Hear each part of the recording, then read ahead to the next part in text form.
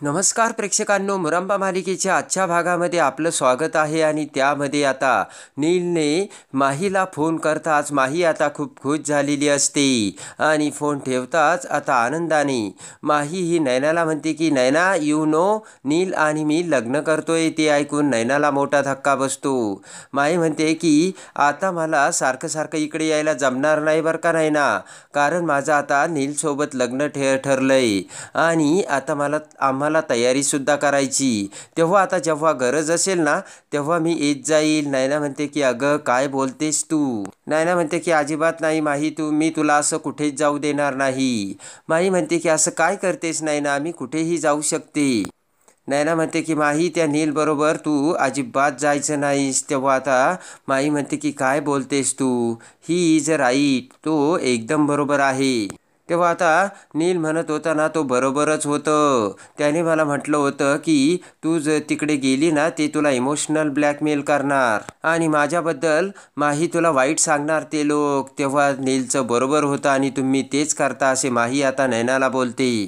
आणि आता माही तेथून जाऊ लागताच इकडे नैना विचार करत म्हणते की नाही माही, मी तुला अशी जाऊच देणार नाही आणि अर्धवट सोडून तू गेलेली मला सुद्धा चालणार नाही. तेव्हा आता मलाच काहीतरी करावं लागेल असा आता माहीकडे बघत नैनाने विचार केलेला असतो.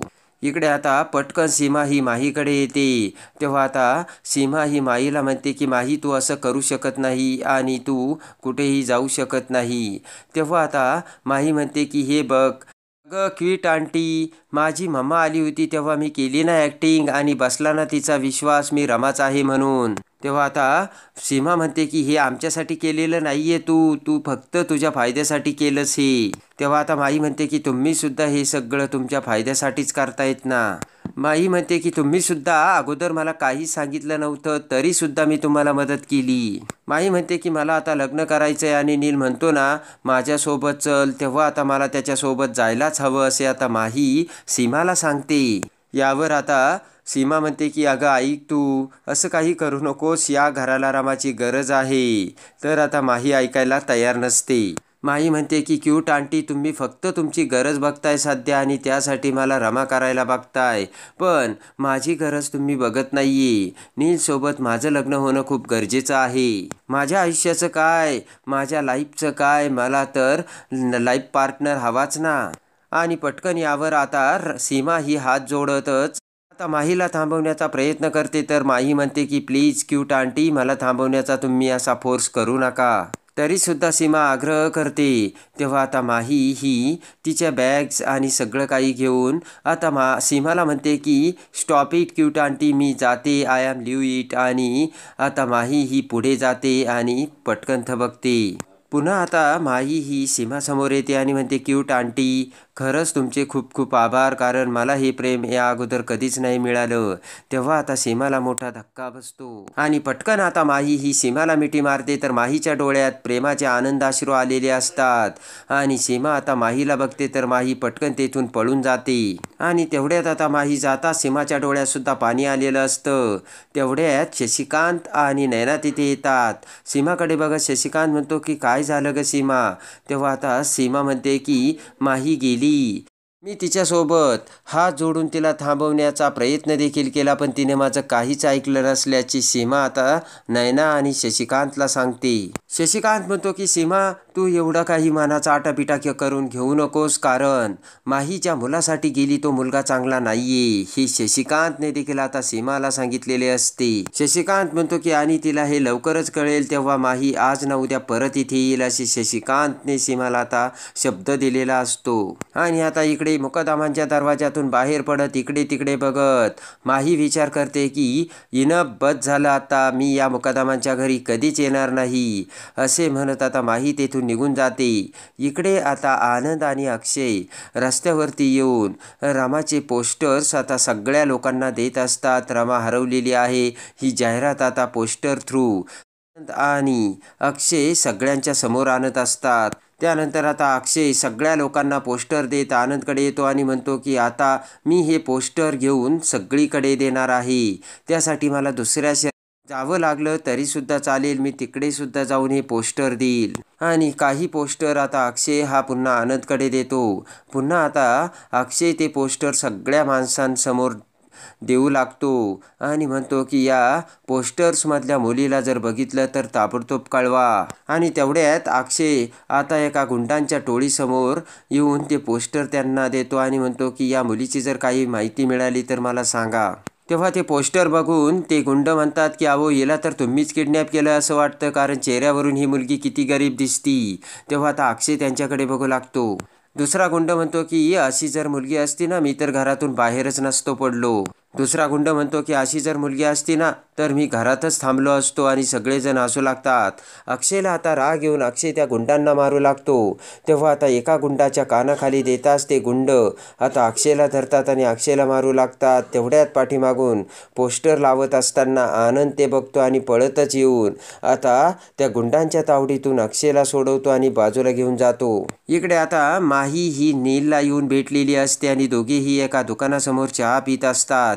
तेव्हा आता नील हा माहीला समजावतो आणि म्हणतो की काही दिवस माही तू आता माझ्या घरी थांब, पण तेथून सुद्धा जर देविकाने ट्रॅक करण्याचा प्रयत्न केला तर दुसरीकडे तुला कुठे ठेवायचं ना याचा मी विचार करीन. नील म्हणतो की त्या सीमा आंटी सोबत तिच्या घरी राहण्याची आता काहीच गरज नाहीये तुला माही, आता तू माझ्याकडेच राहणार. तेव्हा आता माही म्हणते की त्या सीमा आंटीला नील मी खूप हर्ट केलं, मी तिथे थांबावं आणि मदत करावी असे तिला पाहिजे होतं. पुन्हा आता माहीकडे बघत नील माहीला समजावू लागतो आणि म्हणतो की माही अगं काय चाललंय तुझं, ते लोक ना तुला ट्रॅप करण्याचा प्रयत्न करतात आणि तू त्यांच्या जाळ्यात अडकत चाललीस. आणि पुन्हा आता नील हा माहीला लग्नाच्या स्वप्नात गुंगून टाकतो आणि माहीला त्यामध्ये जाळ्यात अडकवतो. तेवढ्यात आता देविका तिच्या गाडीतून आता घोटाळे सोबत तिथे येते आणि लगेचच घोटाळे म्हणतो की मॅडम हे बघा माहीच्या मोबाईलचं लोकेशन इथलंच दाखवतंय. तर तेवढ्यात माही ही आता देविकाला बघते आणि तोंड खाली करत म्हणते की नील अरे घोटाळा आणि देविका इथे. आणि पटकन आता माही आणि नील बाजूला लपतात. तर आता बाहेर निघत इकडे घोटाळे म्हणतात की हे बघा मॅडम लोकेशन इथेच आहे. आणि घोटाळे आता इकडे तिकडे मोबाईल घेऊन जाऊ लागतात. तर आता देविका घोटाळ्यांना तिच्याकडे बोलावते आणि तेवढ्यात आता देविका ही माहीला बघते. तेवढ्यात आता देविका लगेच घोटाळ्याला म्हणते की ते बघा माही घोटाळे पळा पळा. आणि आता इकडे माही ही नीलला घेऊन पळू लागते. इकडे आता हॉलमध्ये आजी ही आता सोप्यावरती बसलेली असते. तेवढ्यात शिट्टी वाजवत आब्या तिथे येतो आणि आजीकडे बघतो. पटकन आता आजी समोर येऊन आब्या म्हणतो की आजी अरे काय चाललंय तुझं. आजी म्हणते की अभिजित खूप खुशीत दिसतोय. तेव्हा आब्या म्हणतो की आजी आता सगळं काही व्यवस्थित आणि आनंदात छान होणार आहे. आजी म्हणते काय झालंय असं. आणि मला सुद्धा तसंच वाटतं रे, तू तर अगदी माझ्या मनातलं बोललास असे आजी आब्याला सांगते. आजी म्हणते की फक्त कधी काय होईल ना तेच काही सांगता येत नाही, त्याचीच मला काळजी वाटते. पण अभिजित तुला एवढा आनंद का होतोय रे. आजी म्हणते की आणि तुला का असं वाटतं की सगळं काही चांगलं होणार आहे म्हणून. आभ्या आता हसू लागतो. आजी म्हणते की अभिजित तुला काही कळलं का. तेव्हा आता आभ्या म्हणतो कशाबद्दल.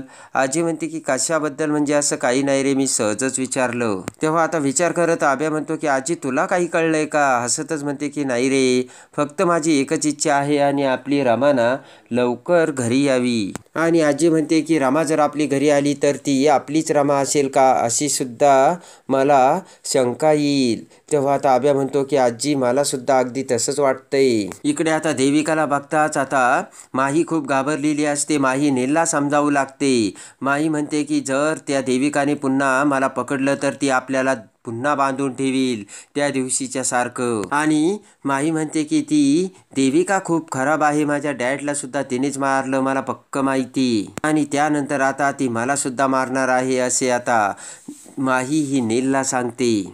तेव्हा आता माही म्हणते की कारण तिलाच सगळी प्रॉपर्टी हवी आहे. तर नील आता माहीला समजावतो आणि म्हणतो की मी असं काहीच होऊ देणार नाही माही, तू काही काळजी करू नकोस. इकडे आता घोटाळे माहीला शोधण्यासाठी पुढे पुढे येऊ माही आता घोटाळ्यांना बघत नीलला म्हणते की घोटाळा इकडे येऊ राहिलाय. पटकन आता घोटाळे मोबाईल बघत येत असताना एका माणसाला धडकतात आणि दोघेही बोलू लागतात. तर तेवढ्यात इकडे नील माहीला म्हणतो की माही, लवकरच आपण लग्न करणार आहोत आणि एका बाईकवर मी तुला घेऊन जाणार आहे. माही आता खुश होते.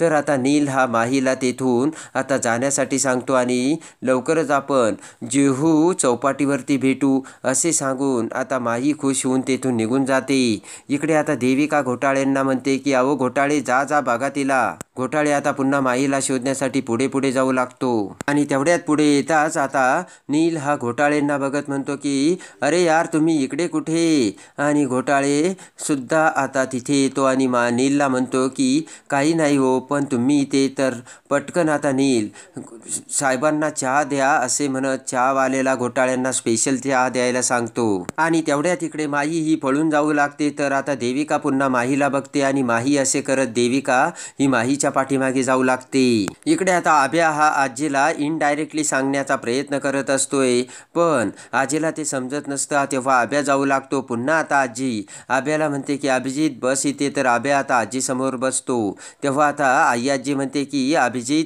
तू मला काहीतरी माझ्यापासून टाळण्याचा प्रयत्न करतोय वाटतं. तेव्हा आता अभिजित म्हणतो की मला तुझ्याशी या विषयावर बोलायचंच होतं आई आजी, पण मला ज्या विषयावर बोलायचं ना त्याच विषयावर तू सुद्धा बोलते. तेव्हा आता आपण रमाच्या विषयावर बोलत होतो असे आई आजी सांगताच आभ्या म्हणतो की त्या विषयावर मी नाही बोलू शकत आता. आणि तेवढ्यात आता आभ्या म्हणतो की माही. तर आई आजी म्हणते की माही, हो तीच माही.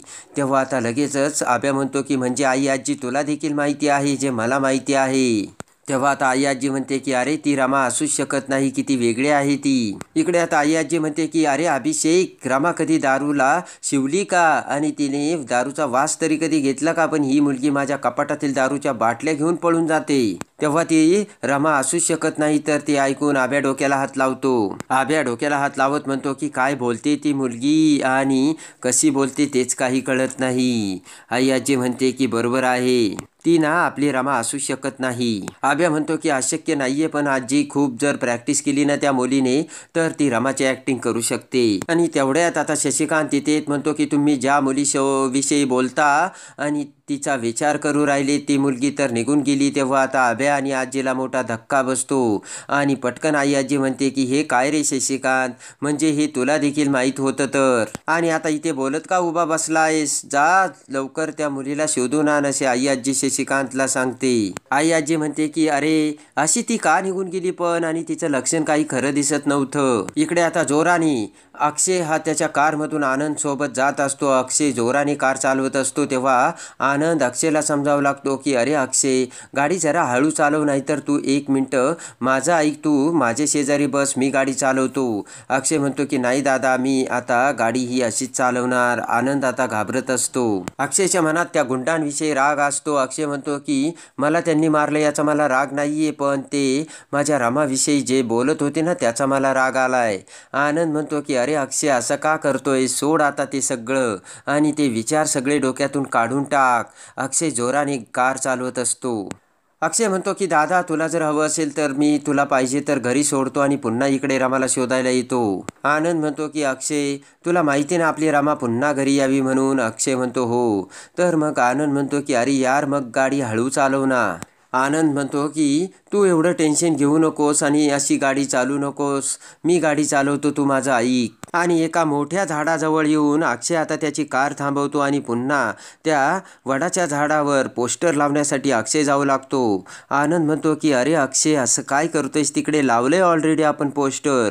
तेव्हा आता अक्षय म्हणतो की मला एकही ठिकाण असं सोडायचं नाही. आणि तेवढ्यात आता त्या वडाच्या झाडावरती पोस्टर लावत असताना पाठीमागून माही ही पळत पळत आता अक्षयच्या कार जवळ येते आणि अक्षयच्या कारची डिकी उघडी असल्याचे बघून पटकन आता माही त्या डिकीमध्ये लपून बसते. आणि आता अक्षय पोस्टर लावून झाल्यानंतर पुन्हा आता आनंद सोबत त्याच्या गाडीमध्ये येऊन बसतो आणि निघून जाऊ लागतो. तर तेवढ्यात पाठीमागून आता देविका तिथे माहीला बघत बघत येते. तर आता त्या कारमध्ये माही ही बसून डिकीमध्ये बसून गेलेली असते. इकडे आता देविका इकडे तिकडे बघू लागते, पण त्याच वेळेस देविकाच्या पाठीमागे अक्षयने ते पोस्टर्स लावलेले असतात आणि आता माही ही त्या गाडीमध्ये जाताच इकडे पुन्हा आता रिकाम्या हाताने देविका तिच्या गाडीजवळ येते. तर नील हा आता घोटाळेंसोबत बोलत असतो आणि देविका ते बघते आणि तेवढ्यात आता देविका ही नील समोर येत म्हणते की नील माही कुठे आहे. तेव्हा आता नील म्हणतो की मला काय माहिती मॅम. तेव्हा आता देविका म्हणते की मला माहिती आहे नील, माही आता तुझ्यासोबत होती आणि कुठे हे माही. तेव्हा आता नील म्हणतो की हे बघा, मी तर तुमच्या घोटाळे साहेबांसोबतच बोलतोय आत्ता आणि आत्तासुद्धा त्यांच्यासमोरच उभा आहे, हे तुम्हीसुद्धा बघताय. नील म्हणतो की मॅडम मी तुम्हाला किती वेळा सांगू, मी माहीसोबत नव्हतो. तेव्हा आता बोट करत देविका म्हणते की तू माहीला किती जरी लपवण्याचा प्रयत्न केला ना तरीसुद्धा मी माहीला शोधून काढेन म्हणजे काढेनच. आणि आता इकडे अक्षय आणि आनंद पुन्हा त्याच्या कारमधून घरी येतात. तर आता दोघेही आतमध्ये जाताच डिकीतून आता माही ही पुन्हा बाहेर निघते. त्याच वेळेस आता सीमा ही माहीला बघते आणि आता माही ही घराकडे येत असताना पटकन आता सीमा ही माही समोर येते. तेव्हा सीमाला बघून माहीला मोठा धक्का बसतो आणि माही आता घाबरतच म्हणते की क्यूट आंटी. तेव्हा आता सीमा म्हणते की झालं का तुझं आणि आता तुझी हौस फिटली का, हे बघ तू किती जरी जाण्याचा प्रयत्न करतेस तरीसुद्धा तुला तुझं नशीब पुन्हा इथेच घेऊन येतं, कळलं का तुला. तर आता माई म्हणते काय, तर सीमा म्हणते की चल तुला सांगते. आणि ताबडतोब आता राग येऊन सीमा ही माहीला गाडीमध्ये बसवते आणि ज्या ठिकाणी आता रमाचा ॲक्सिडेंट झाला होता त्या ठिकाणी आता सीमा ही माहीला घेऊन येते आणि तोच पूल तीच जागा त्याच ठिकाणी येऊन आता त्या पुलाशेजारी सीमा ही माहीला आणते आणि म्हणते की बघ ही जागा व्यवस्थित बघ आणि याच ठिकाणी माझ्या रमाचा ॲक्सिडेंट झाला होता. तेव्हा आता ती जागा बघून माहीला मोठा धक्का बसतो आणि सीमा आता डोळ्यात पाणी आणत माहीला म्हणते की बघितलंस का. सीमा म्हणते की माही या ठिकाणी माझी रमा उंचावरून खाली पडली आणि अक्षयला रमा पडल्यानंतर खूप मोठा धक्का बसलाय आणि रमासाठी तो वेडापिसा होऊन इकडे तिकडे रमाला शोधतोय. तेव्हा आता तुला अक्षयची ती अवस्था बघून काहीच वाटत नाही का माही. ते ऐकून आता माही म्हणते की माही नाही रमा, मला तुमची रमा म्हणा, मीच आता तुमची रमा आणि मीच अक्षयची रमा.